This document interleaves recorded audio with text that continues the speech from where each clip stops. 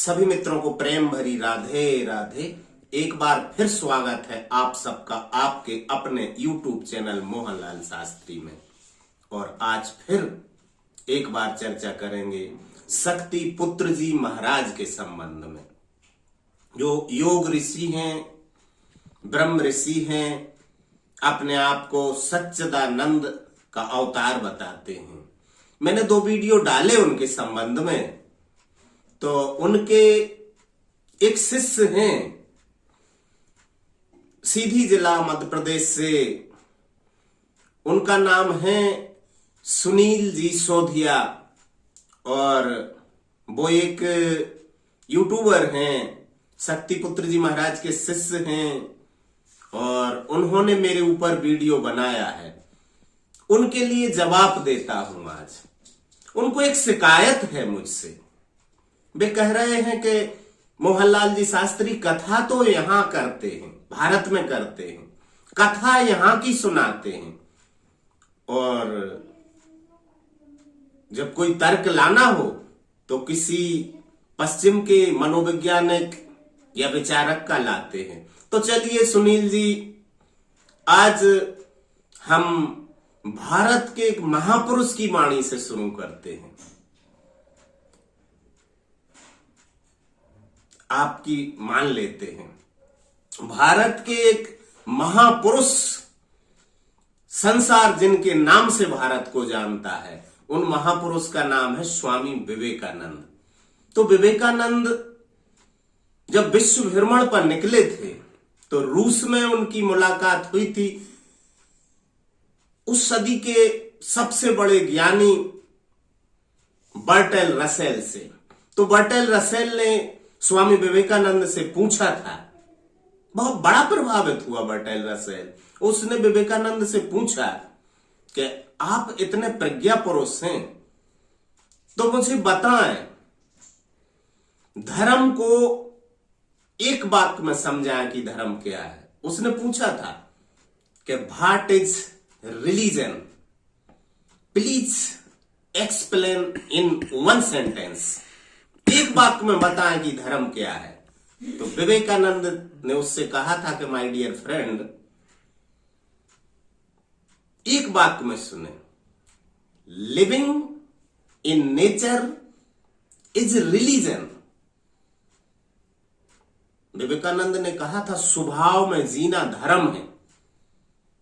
मेरा बस चले तो ये शब्द आसमान में लिख दूं विवेकानंद के। विवेकानंद ने क्या कहा था बर्टल रसेल से, living in nature is religion, स्वभाव में जीना धर्म है। यही भगवान महावीर ने कहा है। जैन शास्त्रों को पढ़े आप, भगवान महावीर ने धर्म की परिभाषा एक वाक्य में की है, बथु सहावो धम, वस्तुओं का स्वभाव धर्म है। महावीर से किसी ने पूछा कि ऋषि या मुनि कौन है, तो भगवान महावीर ने कहा था, जैन शास्त्रों को पढ़े, महावीर ने कहा था कि सुत्ता सो अमुनि, असुत्ता सो मुनि।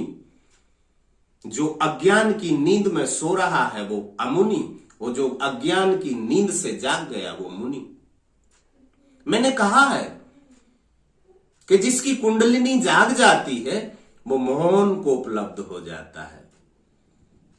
तो सुनील जी ने उसका गलत अर्थ लगा लिया।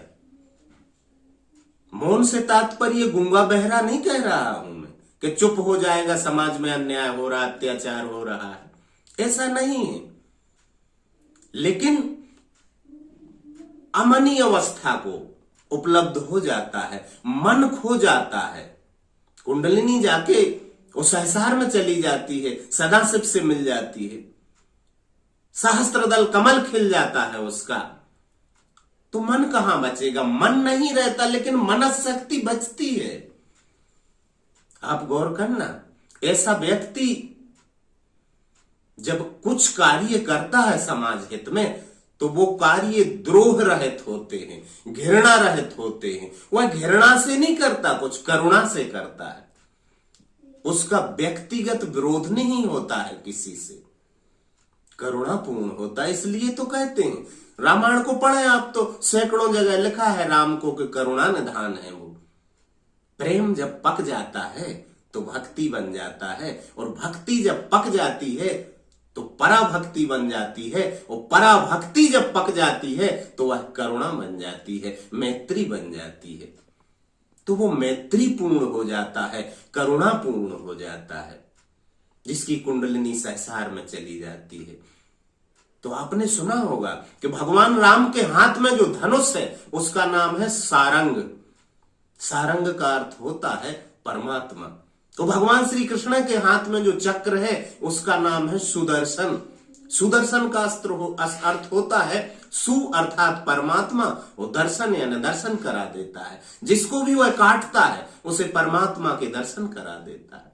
उनके अस्त्र शस्त्र, उनके हथियार का नाम भी सुदर्शन, सारंग। तो करुणावान पुरुष हो जाता है वो, इसलिए वो घृणा से नहीं करता है। इसलिए आपने सुना होगा कभी कि राम ने जब रावण को मारा तो उस अध्याय का नाम है रावण उद्धार। कृष्ण ने जब कंस को मारा तो उस अध्याय का नाम है कंस का उद्धार। और भीम ने जब दुर्योधन को मारा तो उसका नाम है दुर्योधन वध। तो जब कोई बुद्ध पुरुष जिसकी कुंडलिनी चेतना जागृत है, जो अवतारी है, वो किसी को मारता है तो उसे वध नहीं कहते, उसे उद्धार कहते हैं। रावण धन्यवाद देता है राम के हाथों मरकर, क्या अपार कृपा जो आपके हाथ से मेरी मृत्यु हुई। तो बुद्ध भी विरोध करेगा, बुद्ध भी क्रांतिकारी होगा, राम भी क्रांतिकारी हैं।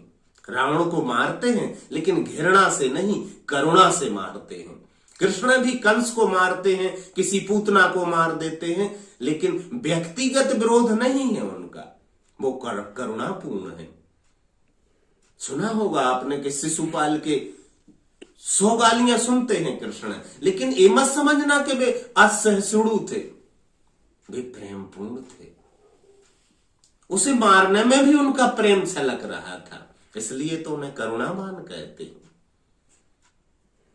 तो शक्ति पुत्र जी महाराज से मेरा कोई व्यक्तिगत विरोध नहीं है। हो सकता मेरी बुद्धि की सीमा हो, मैं ना समझ पा रहा हूं। उनकी कुंडलिनी चेतना जागृत है या नहीं इसका तो बोध नहीं, लेकिन उनके वचनों से ऐसे मुझे लगता है कि उनका व्यक्तिगत विरोध है किसी से, और व्यक्तिगत विरोध सिद्ध पुरुष का किसी से नहीं होता है। उसके लिए तो चांद और सूरज भी अपने हैं, सारी पृथ्वी अपनी है। उसे तो मिट्टी कंकड़ और सोना भी बराबर है, वो चींटी हाथी और मनुष्य भी बराबर है।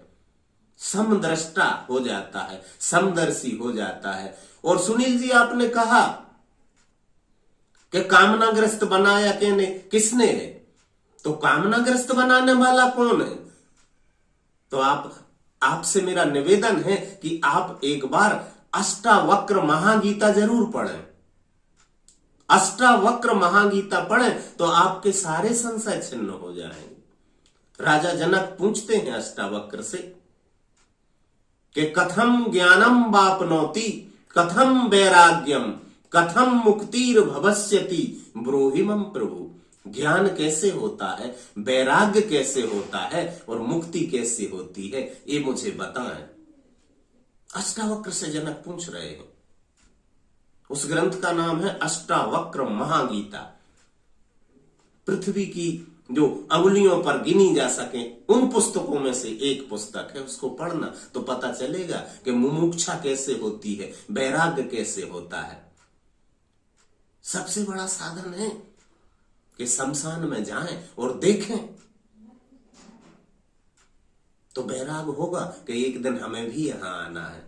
मौत का संदेश वैराग को उत्पन्न करता, और भी विधियां हैं वैराग उत्पन्न करने की, लेकिन सबसे श्रेष्ठ विधि है कि शमशान में जाकर देखें। इसलिए तो कहते कि शमशान में मैयत में जाना महापुण्य है। किसी की अर्थी पर को कंधा देना पुण्य है। पुण्य हो या ना हो, लेकिन वैराग्य का जन्म हो जाता है। इसी तरह मैं भी आऊंगा। मां की गोद से यात्रा शुरू होती है और शमशान में जाकर समाप्त हो जाती है। इसलिए शमशान में जाने से वैराग्य होता है। वीडियो लंबा ना हो, बाकी चर्चा बाद में करेंगे। राधे राधे।